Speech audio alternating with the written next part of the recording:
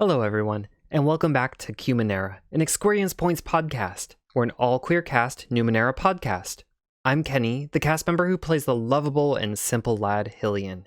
If you love our show, we hope you'll rate us and review us on iTunes or wherever you consume your podcasts. Every review makes Kelric, the GM and producer's eyes, sparkle, and helps new listeners to find us. We don't pay to advertise any of the podcasts on the Experience Points network, so we hope you'll recommend us to your friends and just about anyone. Did you know that we had a Patreon? We are grateful to everyone who's already become a patron. You keep our mics on and our dice rolling. We've got some great rewards, so check them out at patreon.com/experiencepoints. Be gay. Roll dice. An LGBTQIA actual play podcast network. Hello and welcome to Qmenera. We are playing Numenera, a Monte Cook game to tell our little story, which we are having a blast with. I'm Kelric. I'm your narrator who is attempting to be competent today. And with me is my fabulous cast. Why don't we go in order on the screen, which would start with Aaron. Hi, my name is Aaron, and I'm playing Railu, a graceful glaive who speaks with a silver tongue. I use they, them pronouns, and so do they. What's up, y'all? I'm Cage, and I will be playing Charlie, who is a strong-willed nano who talks to machines. She uses she, her pronouns, and so do I. Howdy, howdy, howdy. My name is Kenny. I use he, they pronouns, and I play Hillian Jossa, an earnest jack who howls at the moon, who uses he, him pronouns. I also use he, him pronouns. For pronoun usage, if we can call each other out, and if I introduce an NPC, if we can do an in-game thing where one of you asks what the appropriate pronouns are, that might be helpful, because it seemed, I don't know an organic way other than through dialogue for that to come into play. Oh, as a suggestion, just as the narrator, you could say they use he, him pronouns or she, her pronouns. Or I could, but there's no way for your characters to know that without asking. And it trains us all for when we are in conversations to just naturally ask the question. Does that make sense? Do we think that sounds like a good idea? Creating a culture of normalizing asking pronouns. So who would like to remind us where we left off? You would, Kelric.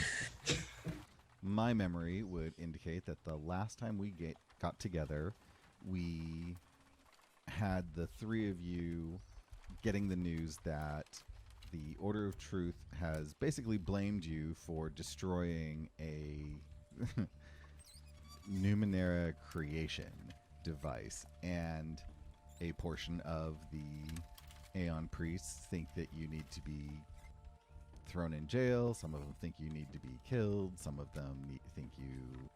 the punishment should fit the crime is how many of them are looking at it, as, you know, they are studiers of Numenera. There is a small group that, you know, just says they want you to come in and have a discussion. Meanwhile, Geston has said it's probably best if you just avoid everyone in general until, you know, things quiet down, and has provided you with whatever you need to get on the road. So you're just packing and leaving. You've gone shopping, and you are all set to go. You did have some outstanding questions about items. Like, I think Paige had been asking about a specific book, and can you remind us what that was? Yeah, it was going to be a book on tinkering with Numenera. Yes, and so as a parting gift, Geston would have had one in his library and given it to you. Woo woo. And Geston uses he, they pronouns, which is why sometimes we'll say he, sometimes we'll say they, sometimes we'll say his. All of them are appropriate for Geston, as well as their partner, Hegford.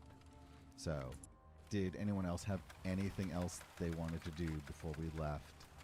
Because you all, it is the morning of the day that you're planning on leaving. you have your innings. I think you had decided to go off on your own rather than be around others, but... I believe that was correct. All right, so I have thrown up a map of the area of the Baadenu Forest. You all are starting in Ephremon, which is this lovely big circle because it's the capital of the Baadenu Forest. And you are heading up towards Druissi because that is Cage's hometown. And hopefully as you travel, you will get a better sense of where you wish to end up. Heading vaguely northeast through the forest, which you know most of the dangers of at this point. Cage would be very familiar with them. There are Juraskar in the forest that you have seen Seskis. You did run into, a few other creatures. So you know that the trip is likely, fraught with peril. I mean, slightly challenging. So I have Nil's backpack. Do we know what's in that? Like, I'm assuming I've gone through it by now. I think we emptied it out at one point. yeah, Oh, did we? You already emptied out and went through it. Classic. In my mind, I am open to y'all describing it however you want. So Hamburger backpack, hamburger backpack. In my mind, Nils was a bit like out there, right? they were one of the trusted lieutenants of Taverna, so it's not like they're going to be going around looking shabby, especially trying to sell a map for 3k shins. I mean, there is a bit of the part you have to appear, I would think. I want to be honest. They might have been a lieutenant, but they sure died like a grunt. Boy, howdy, they did. Sorry about you, Nils. Don't you worry, that will not always be the case. So I would say that if Nils is more of an organized individual, it's got to be like a hyper sleek, the things that have the straps that are not a backpack, but they're like the cords, and then it's just like a cinch bag. Oh, okay. Yeah, like a cinch bag. Okay. Cool. All right, that was all I wanted to know. I started looking at my inventory and went, I have stuff in here I don't know about. That's fine. So the three of you start to head out. There's only the one gate into Ephremon, and it's on the southwest side of the city. So you go out, and it is a normal day. So the market is there. Your senses are immediately assaulted by the smell of that delicious soup that Hillian was so desperate to get a hold of when you first came in. Can we go? Please? We need to leave. Let's get out of here, Hillian. You head off through the forest. As you are going through, let me pull up another map that I attempted to make. There you go. Hey. Oh, look at that. Oh, Um, nice. As you look at it, it is obviously completely forested. There is this brown path is basically the road you have to take. About a day's ride away is a camping spot that is marked on your map, and it is an area surrounded by forest and water. If you look at the background of the map, you can see the light blue area is actually waterways that you have to traverse. This is your basic path as you leave Ephremon. Is there anything y'all want to talk about as you go? I mean, Charlie, you do barely know these people. I think Charlie would probably be kind of quiet at first because she's pretty used to traveling on her own. And this is a path that she knows pretty well. So she doesn't really have to concentrate much on probably where she's going because she's traveled between Druissi and Ephremon a couple of different times. I picture Charlie to be an internal processor. And so she's probably like almost awkwardly silent, trying to be like, okay, well, I'm bringing them to my home now, potentially. And I don't really know these people, but Tiyune, I trust Tiyune. She wouldn't have me try to look after these two people. They're complete strangers. Oh my gosh, I'm walking with strangers and I'm bringing them to my home, and like, so she's going back and forth between this like there's got to be a reason Tiyune would want me to like be with these two, but also like this is not at all like a week ago. This is not what I would think that I'd be doing right now, and so you can probably almost visually see her having this like mental battle of like, what am I doing? Okay. When you have done this traveling before, I was in my head, the canon was you were traveling with your mentor. So knowing that you did travel this all by yourself and all of the dangers, how does Charlie prepare for that on their own? What are those kinds of trips look like? And have you ridden an Anine before, or did you walk? How did that work for you?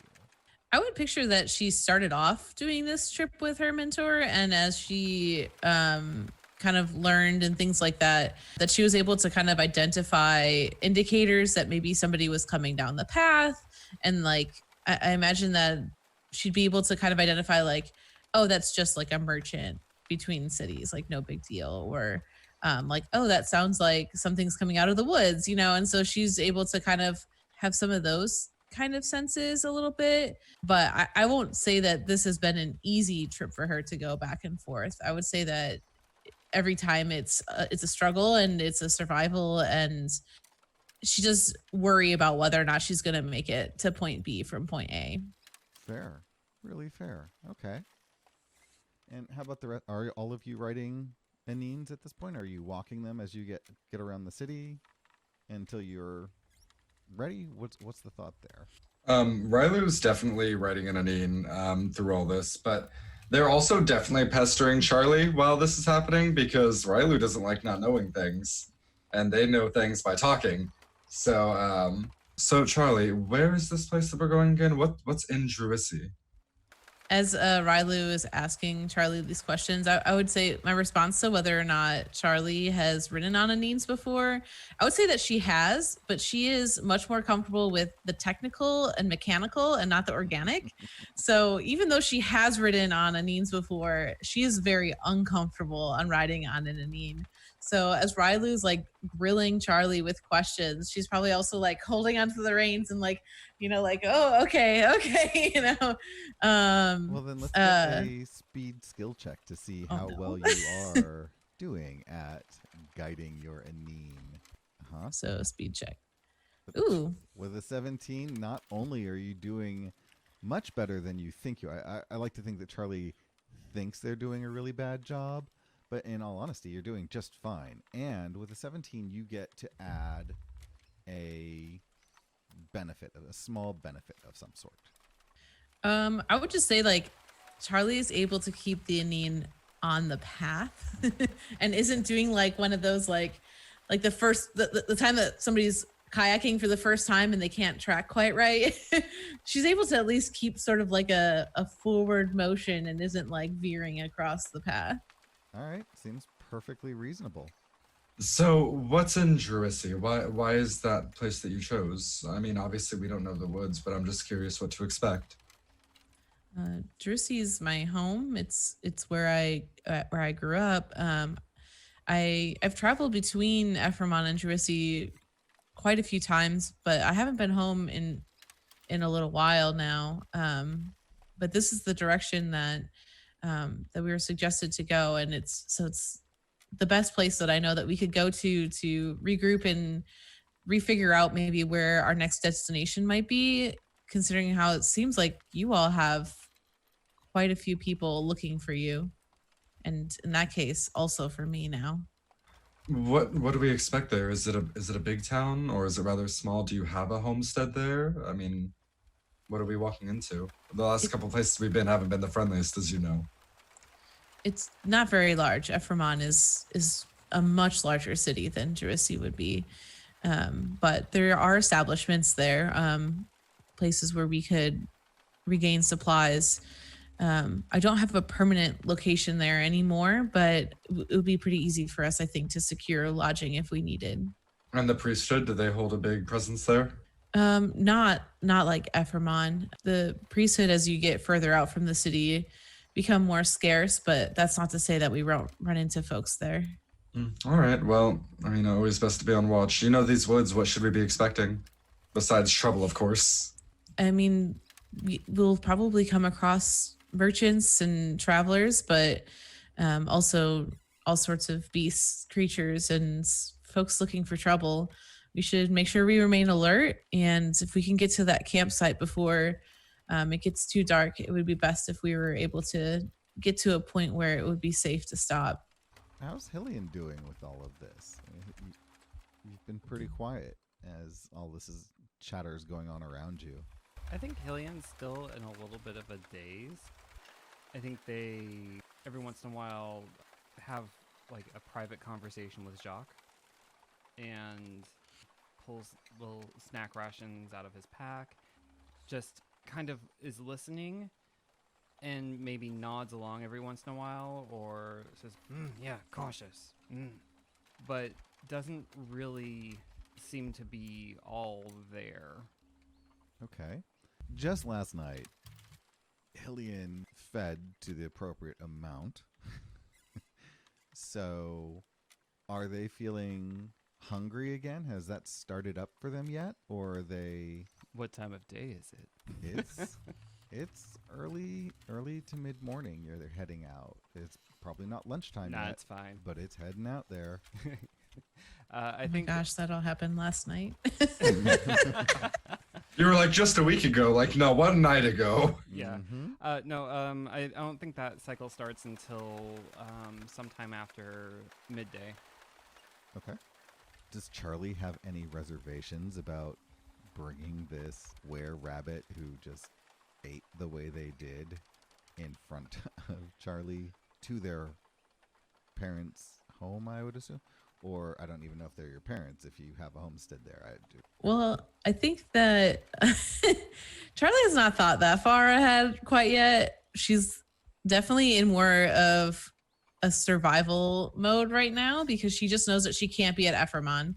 And it feels safer to her to be in a place that she knows and is comfortable with if something like that were to happen than if she were out in like the wilderness and something like that were to happen again. Probably hoping that she can kind of figure stuff out along the way because it's not going to be a quick travel to Druissi. It's not like in 5 minutes and we're here. Absolutely fair. You all travel for, I don't know, when do you want to have any more social interactions? Or are you just good? Because it's your road trip. Railu would definitely take Charlie aside at some point and be like, as you said, we should probably reach reach camp before nightfall. Hillian will be transforming for the next 4 days. Is it a 5-day total? Mm-hmm. Hillian will be transforming for the next 4 days, and we should probably stay in the woods during that time as well. At the mention of Hillian transforming, Charlie, because we're kind of like probably a little bit separate from like where Hillian is. So Charlie will be like, yeah, about that. What was that? What's going on with them? And in my mind, we're riding behind Hillian because I feel like that's a way better idea than riding in front of Hillian and then losing Hillian. So I feel like Railu has tried to take a page out of Tiyune's book and like tied a rope between our knees so Hillian can only stray so far. I was gonna say, yeah, Hillian would kind of be concentrating on the trail, but also like not concentrating on the trail and might veer off the side and like try to go off like a bunny trail. So yeah, having a rope is a good idea. Yeah, I feel like Hillian. You are so like as soon as this conversation was done, I was gonna have a GM intrusion about that specifically. I feel like for part of it, Hillian is controlling the Anine, and for the other part of it, the Anine is controlling Hillian. And you're very much right. So just setting that up, because I don't want to lose Hillian behind us. Yeah, Hillian has an affliction. I'm sure you've heard of people that have this, but Hillian's seems to be unknown, and Tiyune always thought it best not to tell him about it. Obviously, it's a terrifying thing. I mean, I'll probably be chasing him through the woods all night, but Hillian is a unique person, and when he stumbled into our group, we decided to take him in. And Tiyune always thought it was best, so it's what we've done. Yeah, I noticed that he doesn't seem to know.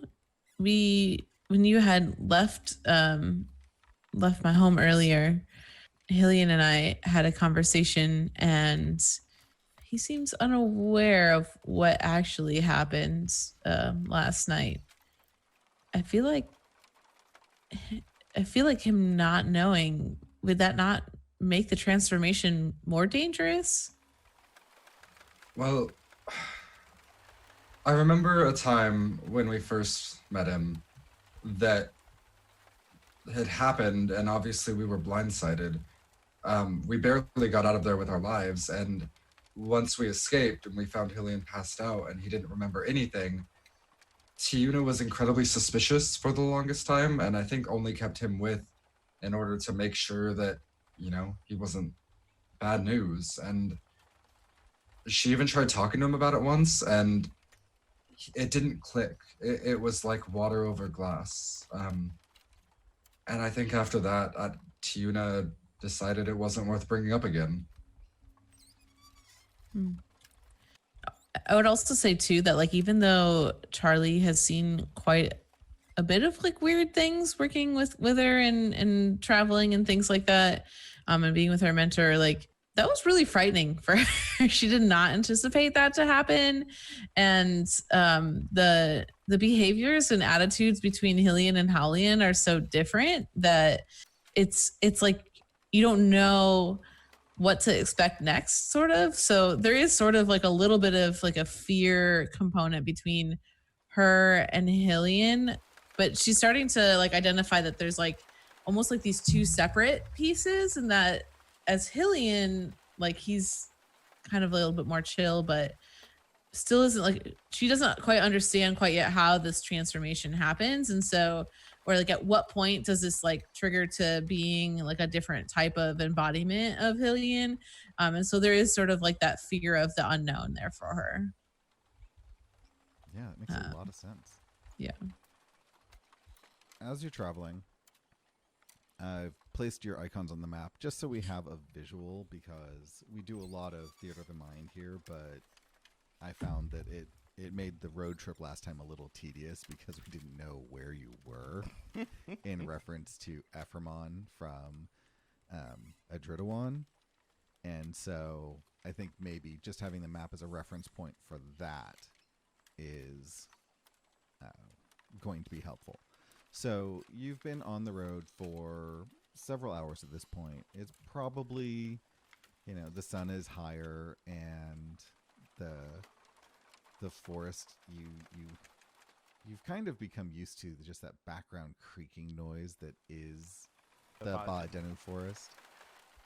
I don't think it lulls you necessarily, but it definitely, covers a lot of other sounds.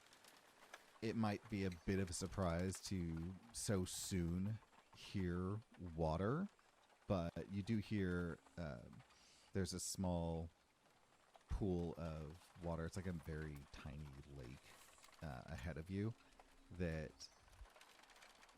I don't know if you were planning on getting there so quickly, but riding the Anines, your travel is perhaps a little faster than you're used to, and you are just coming up on this water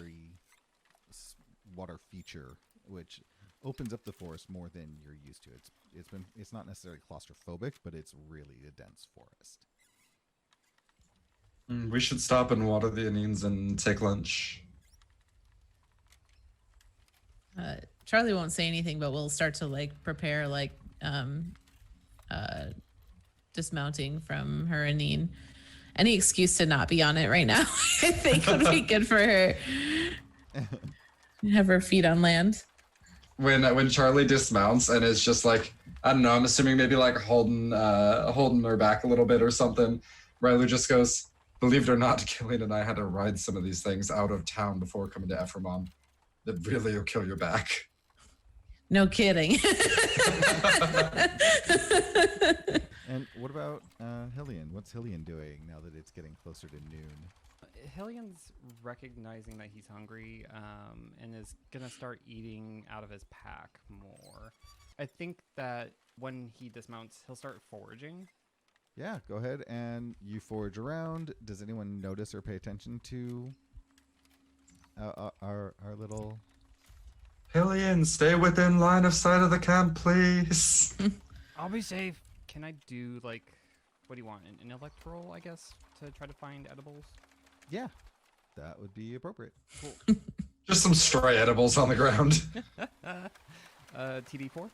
Yeah, you totally are able to find edibles, and I mean, the whole point of this is that you don't accidentally eat poisons. You do just fine. Okay, good. And are the rest of you setting up camp? Are you making a lunch? What are you doing in this space? Yeah, I think that Charlie would be kind of like, she had gotten some rations before leaving Ephremon, so just kind of eating some of those. But also, one of her oddities is a metallic jar that maintains the temperature of liquid inside it indefinitely. So if this water seems like good drinking water, she'll probably scoop some of that up into the jar, Yeah, into her thermos. I'm going to say that the water is absolutely safe to drink, and you would know this having gone back and forth between Druissi many, many times. So Yeah, so she'll do that for sure. okay, and Railu is doing much the same, I'm assuming. Yeah, upon seeing Charlie fill up their her water skin, Riley would do the same. And then, if we make a fire, Riley would probably see if Charlie's any good at cooking, because Riley's not. But if not, probably just eating some hardtack. Yeah, and this is just a lunch break, so it's up to you how elaborate you want to be.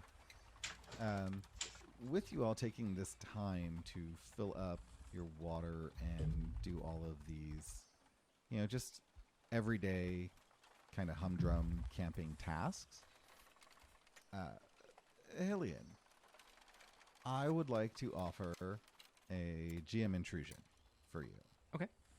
Do you want to accept an intrusion, or do you want to pay an XP to not have it?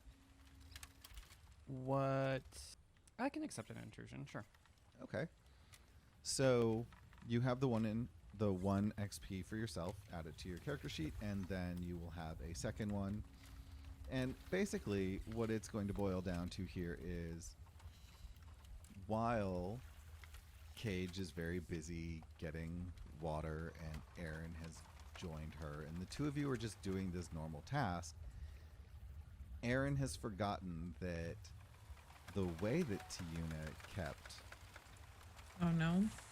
Hillian nearby was a combination of tying them to herself, giving them snacks, like constantly feeding them snacks, not letting them feed themselves snacks, but feeding them snacks, and the cloak that was always flapping was constantly grabbing their attention and pulling them back to her.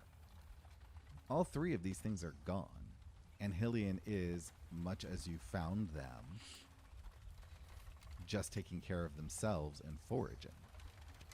As you all are doing these tasks, you look up and Hillian's Anine is there. Hillian is not there. You're not far, but you're deep enough in that you cannot be seen. You no longer see Railu or Cage, so you do not see Charlie, and you don't have a super close bond with Charlie, but I do think there might be some transference from Tiyune to Charlie, since that's what you were told were supposed to, so you remember them both, but they're out of sight, and I suppose partially out of mind. Okay. Where do you think you're going? I'm going to... Well, what does Hillian see in that area? It is a densely grown over forest. There is no path. You are just sort of picking your way through it, looking for different things. You're finding berries. You find a few different things. On your way, you see a little flower. You are walking along. You see this really cool looking spore tree that you're not 100% certain if those mushrooms are edible or not, but they are mushrooms, which Yeah. you have a weak spot for. So what I think happens is that I'm bending over considering the mushrooms, and Jacques scampers down my arm and snags one, and then runs a little bit further off into the forest. And so Hillian is like, "Hey, I was looking at that," and kind of scampers off after Jacques, a little bit deeper into the forest. So I'm gonna place myself there. Okay. So as you are scampering through the forest, there is the waterway that's right nearby. Mhm. And so the view in front of you is this semi-open looking space. I mean, it's no more than, I'd say 10 feet across, where it's not really a pathway. It's just an area where land has risen up and there's a small sort of inverted Y shape of water going ahead of you with some logs across it, and then just vegetation. And I think that Jacques has scampered a little further away than you would like. You can see that Jacques has found this stash of white mushrooms, and they sort of my gosh. stand out further ahead of you. That you're not necessarily certain if they should eat them, but they do look like ones you've had before that are reasonably safe to eat. So there's that. Hillian will do another intellect roll while considering these mushrooms specifically. Yeah. Passes a TD5. Yeah, they are very familiar to you. They are very safe to eat, and you are good to go if you want to have some. Yeah, I think Hillian shoves a few into his mouth and pockets the rest, but knowing that Jacques is getting a little bit further away, come, wait one second, Jacques. As you start going further and further away, I would like for the Aaron and Cage, can you roll an intellect check to see if you note it? Oh, what? Oh. No. No. Oh I rolled a Railu one. rolled a 1. Oh my goodness. Oh, and a free intrusion on top of one I've paid for? Oh, delight. Meanwhile, Railu rolled a 14, A 14. passes a TB4. yeah. Me and Cage. Yeah, Oh, Charlie Sorry, rolled a Riley. 14. Riley I rolled a 1. Oh, okay. So Charlie rolls a 14, and Charlie notices that Hillian is gone and hears them calling out for Jacques. So they're close enough that you can hear that, but it's very faint, especially over the creaking of the woods and the sound of the lapping water and just everything you're doing. You have just noticed this. Right. So I don't think Charlie noticed necessarily that Hillian was gone, but I think that she probably heard the splashing of the water and then it was like something's in the woods, and then heard Jacques, and it was like, oh my gosh, where did Hillian go? And we'll quickly get Railu's attention because she doesn't really understand like is this too far? Like Hillian is way out over there. Like I can't see them. Should we be concerned? Riley looks up from whatever it is they're doing, and they just throw their head back and they go, ugh. And like starts basically teenage stomping in the direction. Like, why does he always does this? Tiyone's not here to keep him in track now. I'm not going to be the one to be his mother. He is he is a grown adult. I cannot do this. And just like starts walking in the direction that I don't know if they hear it, but the direction that at least Charlie said that Hillian is. Well, I think Charlie though too recognizes that like leaving 3 nice Anines on the path where people travel, we're not that far away from the city, so there's probably quite a few people traveling along here. We'll go towards the forest edge, but we'll stay within eye shot of the Anines because Ruin everything. for her, Like the travel, the crazy. transport and their stuff is kind of almost more important right now. Like, if she needs to, she can jump on an Anine, you know, and like very uncertainly travel. I definitely see the similarities between Charlie and Tiyune. They must be very close.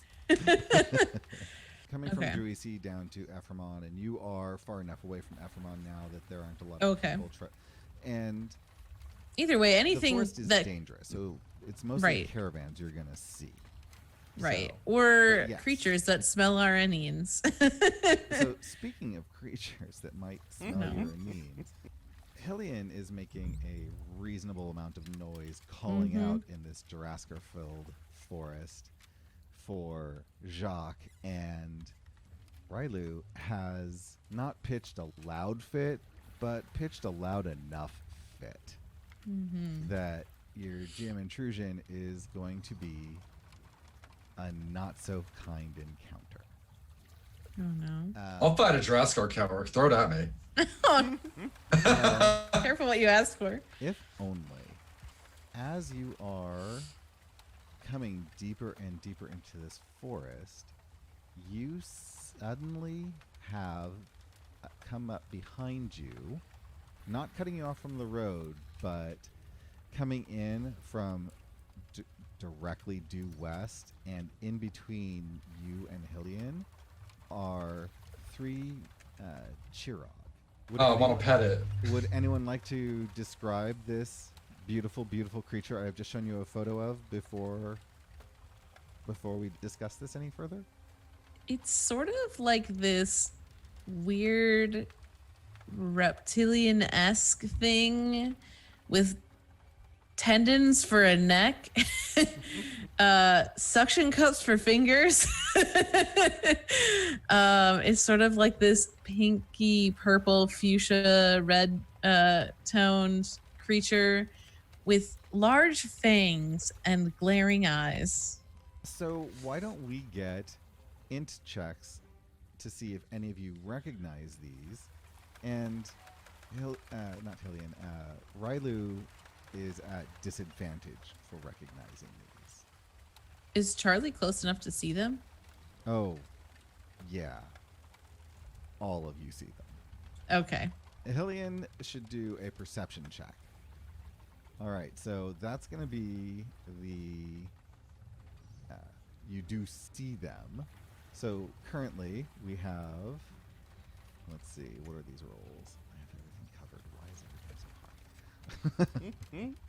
So we have a 14 from Charlie to recognize them. No, that's the 9. The 14 was from before, I think. All right, so you have a 9.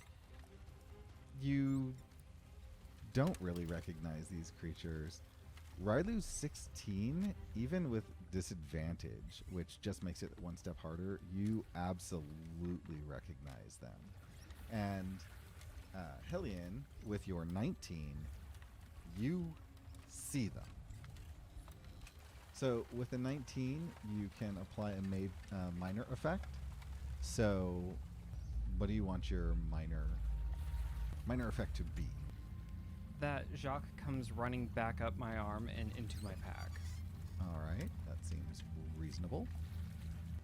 Now, why don't you roll to see what you might know about them? Okay, so for just a regular knowledge check? Just an intellect check. Intellect, okay. Since I notice them, I'm actually going to apply effort. TD4? Yeah, I think Railu actually rolled higher on this with the 16.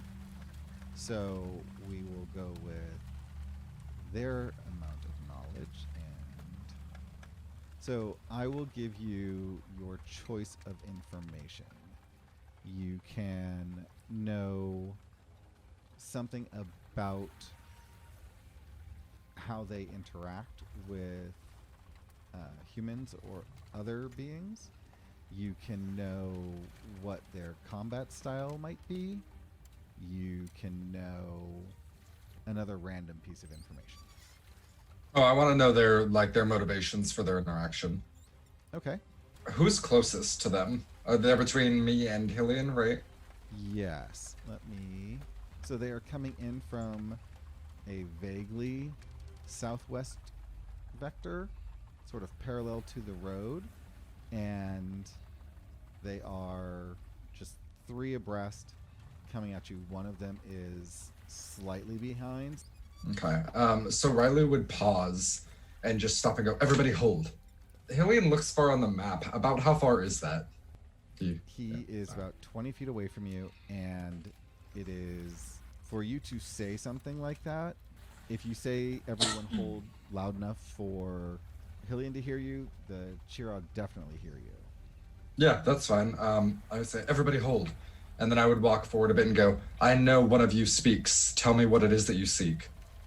Why don't we just roll percentage here to see if one of them actually does? Okay, what am It I? says 1 in 3. That doesn't necessarily mean 1 in these 3. I know, but I'm going to assume. Fair.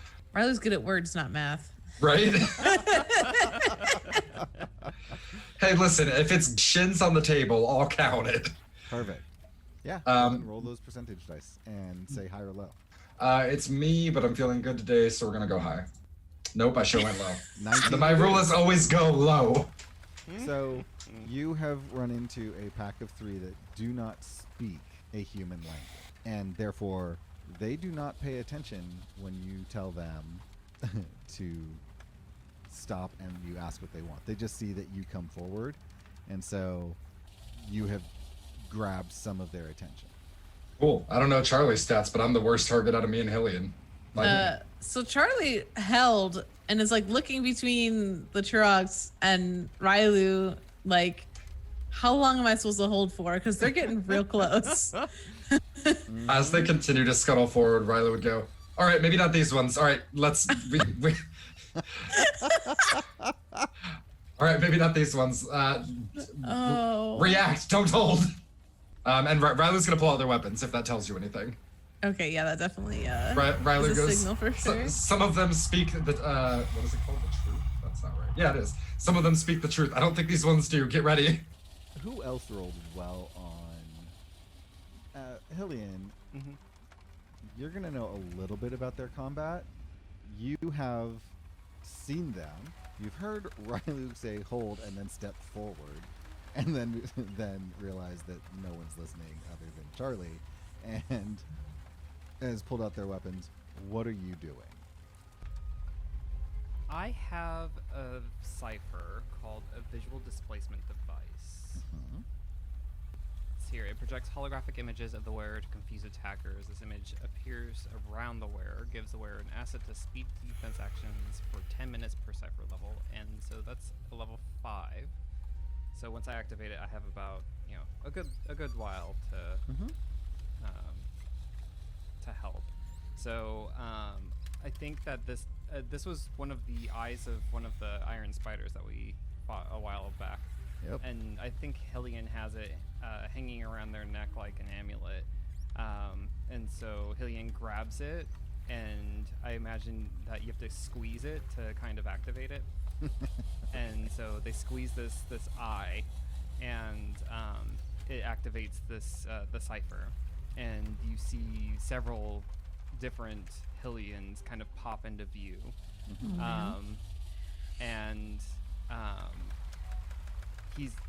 All of them are reaching for their mace since one of them is so close. All right. So at this point, it would be initiative rolls for everyone. Let's see how that works out. We haven't done combat in I don't know how long. I don't think any of us remember how to do it. I was going to say, how do I do initiative roll? I was gonna say, is that just a straight D20? It's a Or is it speed roll. Just a speed roll? Just Did we apply for to it? Yeah, you absolutely can. Okay.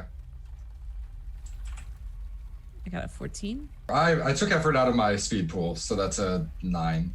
So the way this works is you all get set to the highest initiative, which is a 14, which is fortunate because the Chirog are a 12. So Whoop, whoop. all 3 of you get to act however you decide is best, and you all get to decide the ordering. So whoever wants to go first can choose to go first. Who has the highest speed out of all of us? 13. I have 15. I'm 14. Wow, Wild. really? Is that Yeah. Wow. All right. Well, then, yeah, Hillian's going to slam his mace into the nearest Jirog. Roll might to hit. All right. And the TD's whatever the level of the creature is, I think. Correct. Okay. And Hillian's going to apply effort to this. I beat a TD4.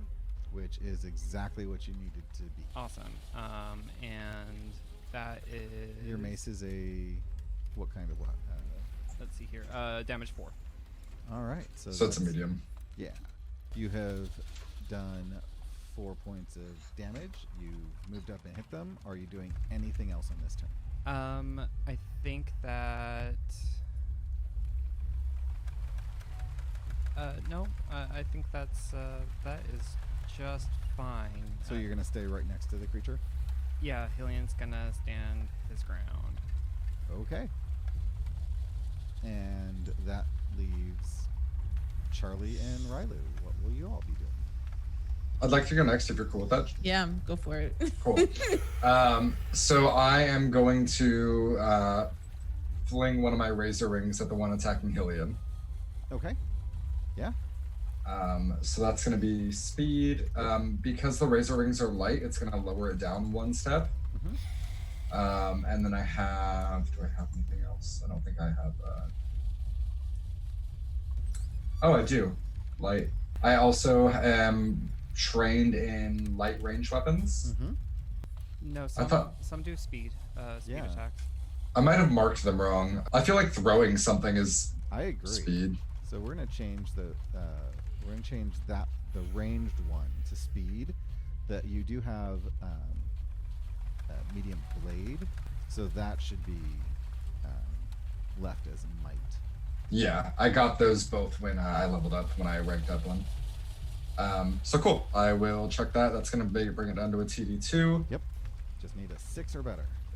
How about a Nice. 19? How about a 19? So how much damage do your blades do? So I'm pretty sure they do 3. They do a base of 2, and then I think I I have... think you have a +1 somewhere, so we'll just So do do that. I. All right, so that's some not insignificant damage to this creature, and you get a minor effect. I'm actually just going to use that minor effect to add... is it still alive? Well, I guess I don't need to know that first. I'm going to do 3 extra points of damage to it for my minor effect. Ooh, very nice. Okay, that Chirog is beat down. Like, you have done some significant damage to that one. Don't hurt my baby Hillian. Yeah, you're. What kind of damage do you think you're between the mace and your? I want to call it a razor wing. What's it called? Razor ring. Razor ring. Between the two of you, this Chirog has come up, and what kind of damage does that look like? Like, you have taken this creature almost out. I can't believe it's still up, honestly. I know for Railu, I'm assuming that, Hillian did what Hillian did, and Railu threw the blade, and it spun and just, without being too graphic, went across the neck area, and that's why it did the 9 points. It just happened to land there. Very nice. And I'm assuming Hillian just took a swing and hit it full on in the snoot. The snoot. Yeah, like teeth went Snoot. flying. Like, this thing is, you can definitely see the damage, and it's really wobbly, really scary / sad sounds of pain. It does not look like it is interested in fighting anymore. Yeah, that one is looking real rough. So what's Charlie gonna do? Do the other two look like they're still interested in attacking us? One of them, their eyes have started to glow a fuchsia that matches their skin tone. They look super pissed from what you can tell. Is it the middle one or the one closer to me? The one in the middle. The one that's Okay. closer to you is reacting to the cries of pain from the other one, and it's kind of stuttering in its movement. Like, it doesn't know if it wants to keep going towards you or go over to its compatriot to see if it can help them. Okay, so the one that in the middle then that looks like it's still kind of enraged, I'm gonna use Onslaught, the physical form one, which I just have to be able to see it to do. I don't actually have to be in melee with it. So it's an intellect roll. The difficulty is it's a TD4. Do you have anything to drop that down? I can apply effort. So I'll probably apply 1 effort to that. Oh shoot, not 20. Hey.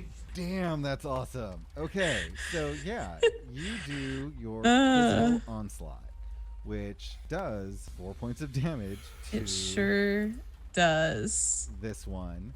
You also get a major effect. You can either do another +4 damage or something else super cool that you want to do. I mean, I feel like I might just go with just like the +4 damage because this one still seems pretty angry. And if I can hit it like really hard in 1 hit, I feel like that might make it rethink whether or not it wants to continue attacking us. Okay. Then, So I'll do the extra damage. Yeah. Ouch. Goodness. It is still standing. So now it is the Chirog's turn. The one that Charlie just hit is sort of stumbling. They look dazed. Your onslaught, what did that look like? So I think this is the same attack that I think I used to take out Nils? ? And I think the way that I described it then is probably what this looks like now. But because Charlie talks to machines, Onslaught, she'll kind of do like this, like she'll be able to like bring the nanos together to like physically damage the creature. And so I think the way that I described it last time too is like it kind of has like a similar feel to like the Iron Wind, but like not at the same level obviously as the Iron Wind, but like it's just basically these like nanites that are like devouring like the creature in a way. Ooh, that's a really interesting thing. For the Chirog, they're abhumans, so they're not just creature. They are smarter than most abhumans, and one of their defining things is they despise the Numenera. Even more than killing humans, they enjoy destroying the relics of the past. Like, the use of Numenera and ciphers and anything like that is going to really draw their ire. Now, the first one that you hit is barely capable of crawling. You've done so much physical damage to it that it does not have the will to continue fighting. All it's thinking about is, will it survive? The first one is going to start moving away back where it came from. The second one that you hit that was all enraged, its eyes are still pink, but now they're a little glazed. Like you took this one from 12 down to 4 hit points in 1 hit. It is wobbly, but it knows that basically you used Numenera against it, and so it is still angry. And you hear this sort of pained growl from it. The third one reacts very quickly and charges over at you specifically, Charlie. How rude. Attempt an attack. But the other two are going to move away. This third one is going to attempt to grapple you. So That's not fun. if you could do a speed defense, that would be fantastic. This is going to be a difficulty 4 speed defense. And I'm able to apply a level of effort to that, correct? Absolutely. Okay, cool. We're gonna defo do that. Speed roll. Ooh, not bad. I rolled 16. You easily dodge out of the way. It comes at you. It is attacking you because it was told to, but it is very focused on the other two escaping. And so because of its split attention, you are able to deftly move out of the way. Its teeth did snap at you, and it looks pretty scary. Back to the three of you. What are you going to do? Hillian is going to kind of close distance between Railu and Charlie, and I think he'll, if you'll allow him to pull out his bow and take a shot. Totally. Cool. Just gonna do that at range. It's going to apply effort. Yeah. So you shoot at this thing. Okay, and we'll see how that works. Oh yeah. TD6. Yeah, you absolutely hit them. And a bow does 2 points of damage? 4. 4. Okay. So, yep, that hit them real good. Where'd you hit them? I think that it trying to body Charlie and missing, Hillian takes the opportune shot and probably hits them in their torso area. Yeah, so the way they have like 2 almost arm-like appendages that they walk on the front, and then 2 what look like alligator legs for the back. I think as they were charging and sort of jumping at Charlie, you hit right in the armpit area on their left side, and it really hinders their movement going forward. Hillian will say, "Oh, why does this always happen? We go out in nature, we just get attacked." Nature sucks. That's why cities are good. Next. Cage, do you want to take the fight, or do you want me to? I like the idea of Charlie reacting as this thing is charging right at you. Yeah, so she also has a razor ring, and I think like as it's coming up to her, she'll probably like quick wield that and try to slash out with that. All right, roll it. Ooh, My God. that's a 19 on the die. Spicy. TD7. Okay. That also does your razor ring also do 4 points? Or does No, I think it's 2 or something like that. It's 2. Yeah, it's 2. So you do 2 points of damage. You have the option of doing 3 more or a minor effect. I think that she probably would do the extra damage because she is being like attacked by this thing, and that would be the most like survival I think thing to do would be to do any attempt to get this thing off of her. Okay. When you dodged to the left side of the creature, and Hillian is on the right side. So Hillian shot it in the armpit on the right. You've got your razor ring out, and you just slash at this thing. Tell me what that looks like for you, because that is a significant hit. I don't think that Charlie is aiming for anything in particular other than the creature.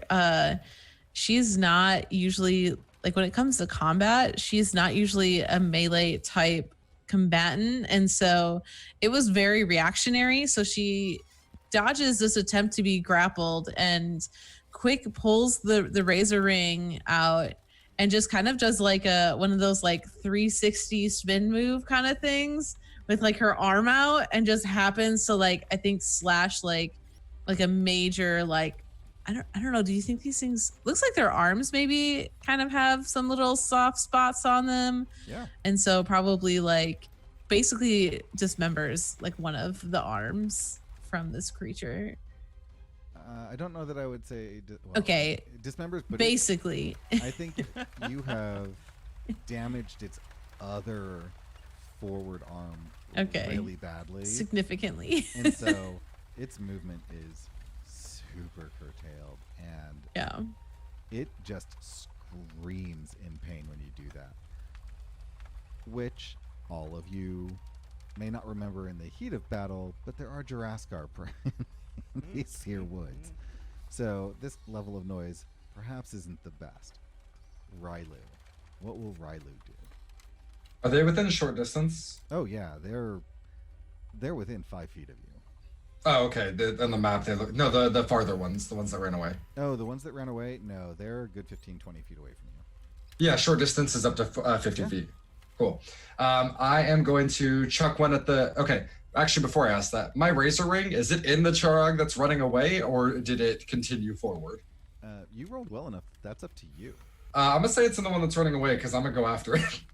I'm gonna chuck my razor ring at the one that has my razor ring in it. Okay. That was attacking Hillian. All right.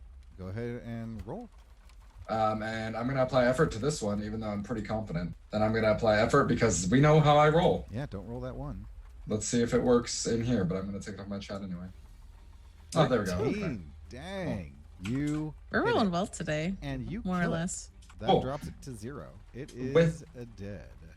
With that, I'm going to use, just because it sounds cool, I'm going to use something called successive attacks. Okay. If you take down a foe, you can immediately make another attack on the same turn against a new foe within your reach. The Okay. second attack is part of the same action. Do it, So I'm going to take a whip at the Trog that's attacking Charlie. Charlie, Okay. Yeah. Yeah. because cool. both my blades are gone. And that's still going to be a TD2. And I miss. Oh no. Dang, a 4 will not make it. And you didn't apply any effort, right? No. Oh, most unfortunate. Okay, that makes it the Chirog's turn. The one that dies is dead, obviously. It's Dies. a little quieter in this portion of the forest. The one that had the glowing eyes turns and looks back at you, and you know these are intelligent creatures. It marks you in its head. Ooh. It looks enraged, but it also is smart enough to know this is not going to work out for it, and so it runs away. I would have killed it too if it was within range. Yeah. The third one is it cannot do anything. So, like, its movement is super slowed. It is going to bite at Charlie because Charlie is right next to it, and it's kind of desperate. But it can no longer do its grapple move. So you have a speed defense at advantage. You rolled an 11. Okay, I rolled 11, so TD3. You are absolutely easily just moving out of its way. Dope. And that takes us back to the top of the order. I'm going to look something up so someone else go. Yeah, so I think Hillian is just going to attack once more with the bow. And he's going to say, are the Neens okay? As he lets loose another volley of the arrows. And with your 11, because of the damage that's already been done, everything is a step lower. So you do hit it, and if you do more than 3 points of damage, which I think you do, Yep, it's a 4. it is dead. Oof. You have killed 2 of the Shirog, and 1 has apparently decided it's a blood feud against Railu. We haven't finished yet. And it has gotten away. Has it? I Oh. can't chase it. Oh my gosh. Go ahead and roll an int check for... I'm trying to figure out if I can move and fight at the same time. I think you can if you take a disadvantage. You can. This is going to be a perception roll, and if you'd have to have something that gives you woodland knowledge to be able to track this thing. Yeah, I don't have any of that, but I'm going to apply effort. Give me a good roll. Are you kidding me? Oh my gosh. How? Every Yes. time. There's a 1 right there. Every time. Oh. Oh, I can't believe you rolled a 1. I almost quit D&D because of this for a while. Oh, and see, Fantasy Grounds lured you in. Why And would then Railu want to go after it it? gives you a Because one. I don't leave loose ends. Ugh.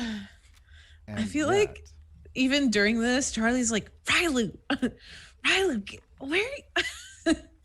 Well, so I don't know what happens with that, but what it looks like is Railu is going to get their blades and they were going to chuck it, but we'll see what the intrusion is. Yeah. Yeah, so you're able to get your blades back, and as you are close, you do not see where this creature has hidden itself. When you grab your blades out, they are coated in this substance that, you know, it's definitely Chirog blood. There is a smell on them that you don't seem to be able to clean off. You're able to clean the blood off, but it seems to have affected the smell of your razor rings, both of them. It's like moldy cinnamon. It's gross. Oh. That's a specific smell. Have y'all smelled moldy cinnamon? The cinnamon mold, if you get it wet? One way to find out, but that's what it smells like. In the ninth world, anything is possible. Exactly. Yeah, they smell of moldy cinnamon, and you cannot seem to get it off no matter how much you clean it with the substances you have at hand. I'm not afraid of no ghost or a chirug. Mm-hmm. You all have killed these, and you are out of combat. There are 2 dead chirug there. What do y'all do? Would Hillian. Charlie know whether or not these are good eats? Because we're about to be on the road for a little while. You know what? Do a percentage roll. Who knows? Some Oh my some gosh. things that you do are tasty. I'll give you a 25% chance. Oh, only 19. So yeah, no, they are not good eats. All of the mussels that look like red vines are sort of like goopy jelly on the inside. So once you cut them, yeah, it's disgusting. You could make some weird chirog nasty soup if you wanted to, but you have successfully pulled a Hillian back to you, so that's exciting. Your Anines are on the road. They're a little foot stompy, freaked out by all the combat and the screaming that they heard. Yeah, y'all have had a very truncated lunch. Are you going to stick around? What are you thinking of doing? Charlie's like, we need to go. Like, there's a lot of sound that was just made around here. We do not want to stick around here any longer than we have to. So, like, as soon as Charlie says that, Hillian's stomach audibly goes. Oh. Charlie has rations and we'll hand some to Hillian. Okay. Railu's just like polishing their weapon and being like, I can't get the smell. You know what? Never cut through a chirog tendon. It's disgusting. Those little things on the back, they leave you smelling like old cinnamon. You can ride downwind from us. That'd be great. Y'all are heading back to camp and leaving? Yeah. Yeah, I think so. Yep. Charlie's probably like kind of confused right now because the conversation around Hillian has been like, sweet summer child and take care of him and all this stuff. And here, like, Hillian took pretty well care of himself in that combat. So Charlie's probably a little like her mental piece is like a little bit confused of like, why are they so like protective of Hillian? Like, he seems to like be able to be better on his own than most of us. That is the dichotomy of Hillian. And also, your first exposure was Howlian. Like, right. You saw... No part of Hillian so far has Charlie really... Well, except for probably, like, the point in the tree and, like, where Hillian wasn't, like, really sure, like, what had happened and seemed really frightened. That's probably, like, the most vulnerable that Charlie has seen Hillian. Everything else is like, man, I want Hillian protecting me, not the other way around. Well, I do think you recognized that when Nils was consumed, that Howlian is not really good at discriminating against who's a friend or foe. Right. So there is that element to their nature. I do think there would have been some conversation around Hillian's needs when they're Howlian. I just want to broach the subject of these where you do have 2 medium creatures, which is what Howlian needs. I don't think Charlie would know that. I think Railu would. Aaron definitely forgot. Riley does. Would. Yeah. That's their bond with Hillian.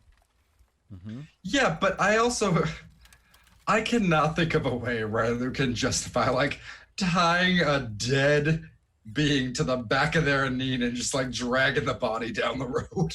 Especially since Charlie's like, these are bad eats. Right. You don't want to. Why are we taking these? I think for Railu, it's going to be this cost-benefit analysis, which I think they're very good at. Of, do we take this and risk not having one when we need one tonight, or what do we do? I would pull. Okay, I'm not. Railu's not good at this whole being outdoors thing. Yes. Railu would City pull. boy.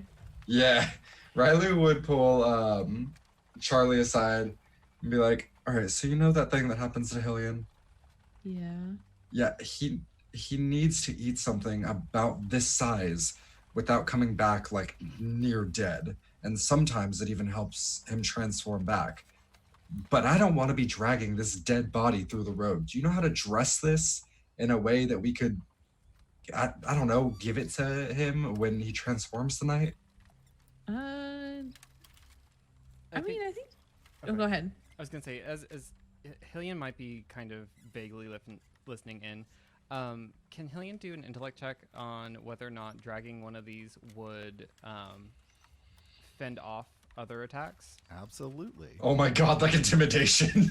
Ooh. Oh, So that's that another beats a TD8. minor effect. You would know that the scent that they give off when they die does not warn anything away. It actually attracts larger predators. Mm. With your minor effect, I'm going to just take that from you right now and give you this bit of information.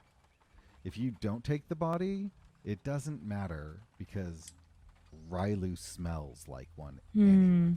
I don't think Hillian has the wherewithal and awareness that Railu's razor rings are coated in scent. I think they just recognize that the smell is all over Railu. Okay. Mhm. Yeah, he notices the smell. He knows that it will attract larger creatures. Yeah, he is all over. Yeah, so he hears Railu mention something about dragging one along, and Hillian breaks into the conversation. Oh no, we can't do that. Can't do that. Too many Juraskar. Yes, but it's the same smell that's gonna happen with these anyway. And I will like hold up the rings, be like, these things are foul. Maybe we can find some sort of herb or seaweed, something that can take the smell away. But I mean, we need to get going. whatever we do is gonna attract. I guess I don't know that. This scent is big enough. I'm sure that we're gonna be noticed, but I agree. Being on the move is better than not. Okay, so is the decision not to take it and just go on? Well, what are Charlie's thoughts on it? I mean, if after what Railu just said to her about that this would be something that we would need to help with the whole Howlian thing, she has some interest in taking them with now. I think she might try to like make something up by saying like, while these wouldn't be good for us to consume, up the path there's a place where we could bring these and offer them up for shins. And if we're going to be carrying the scent with us anyway, it might be valuable for us to take them with. Sounds like a plan. Should we? I mean, I'm just gonna believe you, even if you're lying. It works for me. Should we make a stretcher between our two Anines, or? I think we could probably just like throw them across the back of an Anine, right? They're medium creatures, right? They're pretty big. Yeah, they're medium creatures, the same size as y'all. Just armored and jelly filled. Well, ew, gross. Well, an Anine can carry two people, so I feel like we could probably just sling it over the back. Absolutely. Yeah. Cool. Oh, okay, if you think that's best, then we'll do it. But yeah, Juraskar. The more shins we have, the more snacks we can get you. That's true. So you get them loaded into your Neens. You have had a not so lovely first break at noon, and you get back on the road heading out. And as you move on, the road takes you to this area that has what looks like it's a small outpost. There is a fire pit set up, and then there is a cabin up on stilts, high enough that it actually goes about 3 stories up, so it's not above the tree line, but it's really high. And so it's definitely a safe structure, and this space is designed for overnighting. The issue is there's no place to corral your Anines. You can tie them to this outpost so that they don't get away, but there's nothing to protect them if you decide to go up to the cabin area. Riley would pull up beside Charlie and say, I mean, this is as good a place to stay as any, but given our situation, I don't think we should sleep up there. Howlian locked in such a tight space would be a terrible idea. I think we should stay out here with the Anine. And what we normally did when Tiyune was here was we would wait for Hillian to go to sleep on one side and then move to the other side of the road behind the trees and set up a rotating watch between the two of us. I think that's good, but I think the watch would be best to be done up in the tower. We'll have a much better view. Oh, so once he falls asleep, move up there? That sounds like a good idea. It is definitely at least dinner time. You all have set up camp. How's Hillian doing? Hillian is very, very hungry. I think that he's gone through the majority of his rations and probably a lot of Charlie's rations as well at this point, and is starting to look around the area to like rough forage. Hillian, stay within eyesight, please. It's okay. I'll be right around. You all enact your plans. It is nighttime, and I think that is where we will stop for today. Oh, yeah. I need to spend my XP for the intrusion I got earlier, and I think I'm going to give that one to Railu since they had such a rough time. I appreciate it. So, as always, I'm Kelric, the narrator for this story, doing my best to keep it interesting. And you can find me on Twitter at Cormallon, that's Cormallon, or at EQ Points. I also monitor our main Twitter account. Please feel free to jump in and say hi to us at any time. Hi, I'm Aaron. I've been playing Railu, and you can find me over at Space Persona on Twitter, and I've recently started streaming on Twitch. I'm getting a schedule set up in the next 2 weeks after I graduate, but if you want to see me play some Dauntless or some Sea of Thieves, go follow me over at twitch.tv/Catalyst, Katolys. Thanks all for watching. I'm Cage, and I've been playing Charlie. I am also a variety Twitch streamer. You can find me on here at Rage Cage Rugger, RAGEKAGEX RUGGER. And I also stream Sea of Thieves with I also stream Assassin's Creed and many other games and cross-stitching as well. And then you can find me on Twitter also as Rage Cage Rugger, but it's RAGEX KAGEX RUGGER. Yep. Thank you all so much for watching and for hanging out. Again, my name is Kenny. You can find me on Twitter at PunderDrone. When I'm not here playing your lovable Hillian person, you can find me GMing our Starfinder game every other Saturday for the Experience Points crew. So, thank you so much for joining us. Bye. Bye. Thank you so much for listening to Qmenera, an Experience Points podcast. Are your ears burning for another podcast? We cannot recommend enough checking out our sister podcast, Roll to Fail. There are 6 friends who have no business behind the mic, or even rolling dice. If you like what we create, then you should check out our other 2 podcasts on our network. The original Experience Points podcast is a Starfinder game that releases every Wednesday. Stay up to date on all 3 Experience Points Network podcasts at EQ Points on Twitter and on experiencepoints.com. Pardon our dust as I continue updates on the website. Thank you so much for listening. Hello and welcome to St. Fleur, where the city is modern, the fantasy is urban, and the faction politics are at an all-time high. Join us in Shadows of St. Fleur as we follow the wizard, Alistair Lockwood. Regret to inform you, I'm not a wizard. I am a master of the arcane arts. The scholar, Jeremiah Roderick Crawford. I'm an earl, you know. You're a baron. Those words carry some weight. The wolf, Victor Margaret. Victor stands on the bridge in the cold. Fuck. The fae who is known only as Silk. Do we know if this was a standard mugging? And the vamp, Alex Giroux. Quite. Because the first time the door opens, I'm going to push her out. Through their experience in the city. Shadows of St. Fleur is an Urban Shadows actual play podcast with a majority LGBTQ+ cast playing characters finding their way through faction politics, all in pursuit of their own individual goals. Find it wherever you listen to podcasts.